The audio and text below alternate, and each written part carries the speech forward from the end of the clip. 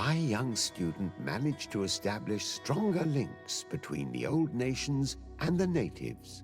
Some of their donegada were even invited to the continent, and with their help, it slowly became a land filled with life again. And for the first time in a long while, the number of cases of the Malichor is decreasing. Those who bravely fought at Dorhad Genadu were celebrated everywhere. After all, if it weren't for this unlikely alliance, the island would have fallen into Constantine's greedy hands. Sieglinde took Kurt as an advisor, but he insisted on keeping his place alongside his former student and friend, watching his back, as he always had. Siora obtained the title of Marl of the Red Spears alongside her twin. She leads them with wisdom, but often reunites with the one she still calls her Karants. Afra set aside her weapons and went back to her research on the native culture and flora of the island. It is said that she is even writing a book with the help of Dunkas's clan when not visiting her friends. For his bravery, Vasco was awarded the rank of commander. He now travels the sea at the head of a whole fleet, but he often comes back to visit his brother-in-arms. Petrus's ambitions have finally been fulfilled. He obtained the much-coveted title of Cardinal.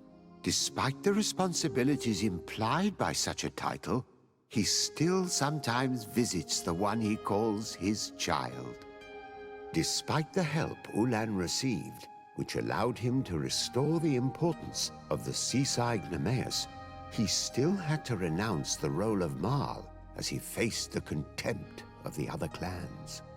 Dunkas and his people spent a lot of time with savants and theologians.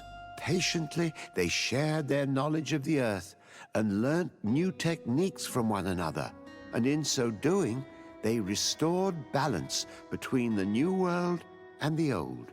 Following the investigations revealing the horrifying practices of Dr. Asili, the Alliance changed their methods and even appointed an ethics council to oversee the work of its scholars.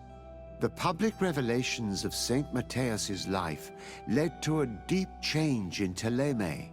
The Ordo Luminis was dismantled for good, and the missionaries' purpose is now to establish dialogue rather than conversion. Aware that their culture of secrets would lead them to their demise, the Nords changed their methods. They welcomed numerous new recruits amongst them, notably natives. Under Sieglinde's control, the Guard returned to the honorable values that had made its reputation. Despite the negative influence of some shady members in their midst,